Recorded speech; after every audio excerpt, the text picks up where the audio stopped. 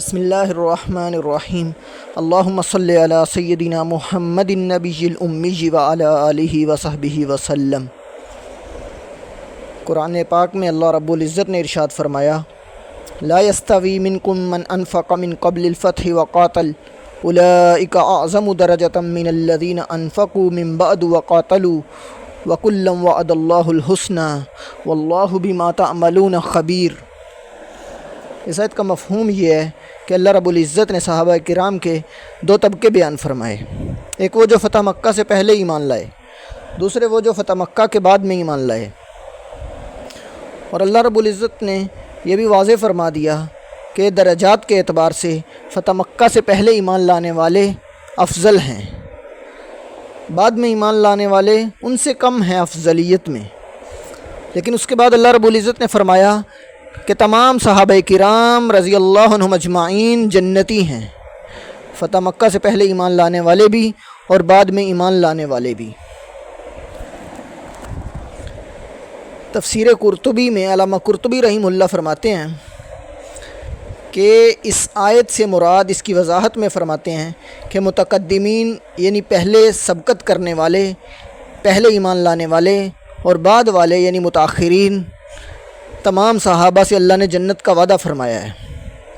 اس کے باوجود کہ درجات میں وہ مختلف ہیں۔ اور اسی طرح تفسیر روح المعانی میں علامہ آلوسی رحمہ اللہ بھی لکھتے ہیں کہ یہ دونوں فریق یہ جنتی ہیں، صرف پہلا فریق نہیں، اور حسنہ کا مطلب جنت ہے۔ اور دوسری آیت میں اللہ رب العزت فرماتے ہیں، ان الذین سبقت لہم منا الحسنی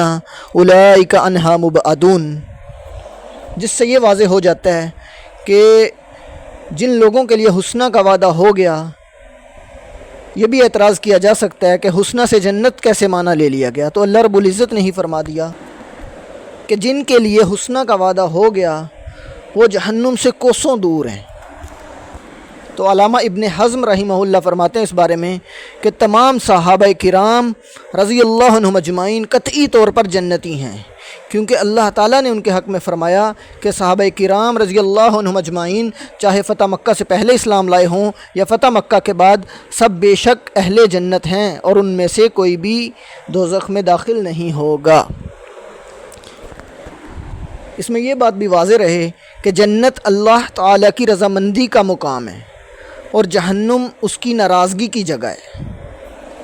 اور اللہ تعالیٰ کی رضامندی صحابہ کرام کو حاصل ہے، اور رضامندی جو ہے اللہ تعالیٰ کی صفت قدیمہ ہے،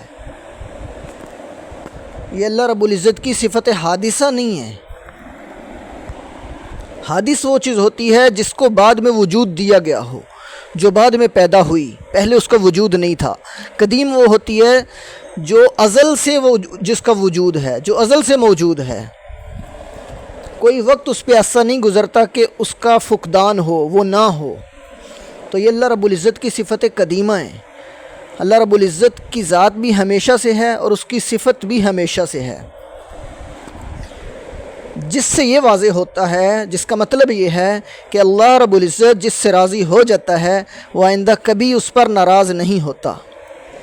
تو واضح یہ ہو گیا کہ صحابہ تمام جنتی، اور جنت اللہ کی رضامندی کا مقام ہے، اور جس سے اللہ ایک دفعہ راضی ہو گیا کبھی ناراض نہیں ہوتا۔ آخر پہ میں علامہ ابن تیمیہ رحمہ اللہ کا قول نقل کرتا ہوں۔ الصارم المسلول میں علامہ ابن تیمیہ رحمہ اللہ فرماتے ہیں،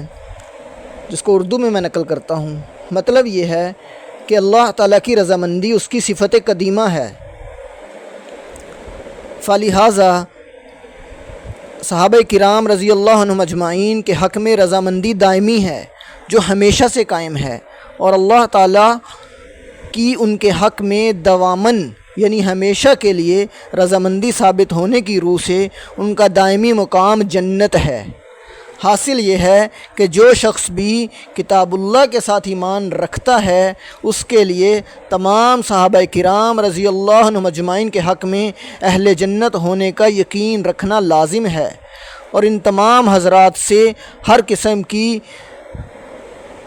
بدگمانی اور برا ظن رکھنا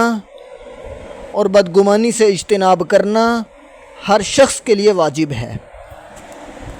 تو لہٰذا ان فضائل اور مکارم کے مصداق جس طرح دیگر صحابہ کرام رضی اللہ عنہ مجمعین ہیں، اسی طرح حضرت معاویہ رضی اللہ عنہ بھی ہیں۔ نیز جنت کی بشارت کے حقدار جیسے باقی صحابہ کرام رضی اللہ عنہ مجمعین ہیں، اسی طرح حضرت معاویہ رضی اللہ عنہ بھی جنت کے مستحق ہیں۔ اور آخر پہ میں یہ کہنا چاہتا ہوں، حضرت معاویہ رضی اللہ عنہ، حضرت ابو سفیان رضی اللہ عنہ، یہ ان صحابہ کرام میں ہیں جو غزوہ حنین میں جنہوں نے شرکت کی، اور غزوہ حنین سے جو مال غنیمت حاصل ہوا، آپ صلی اللہ علیہ وسلم نے جب تقسیم کیا تو انہوں نے بھی اس میں سے حاصل کیا، آپ علیہ الصلوۃ والسلام نے ان میں بھی تقسیم فرمایا۔ تو یقینی طور پہ اہل ایمان میں ہی مال غنیمت تقسیم کیا جاتا ہے، اور غزوہ حنین میں شرکت کرنے والے وہ لوگ ہیں، قرآن پاک میں اللہ رب العزت فرماتے ہیں ثم انزل اللہ سکینتہ علی رسولہ وعلی المؤمنین، ٹھیک ہے، کہ اللہ رب العزت نے ان پر سکینہ نازل فرمائی۔ پھر اللہ رب العزت فرماتے ہیں وَأَنزَلَ جُنُودًا لَّمْ تَرَوْهَا، اللہ رب العزت نے ان کی نصرت کے لیے، ان کی اعانت کے لیے فرشتے نازل فرمائے۔ اللہ رب العزت نے اس موقع پر ان مومنین کے حق میں اپنے غیبی لشکر نازل کرنے کا ذکر فرمایا۔ تو اور اس لشکر میں حضرت معاویہ رضی اللہ عنہ، ابو سفیان رضی اللہ عنہ اور یزید بن ابی سفیان رضی اللہ عنہ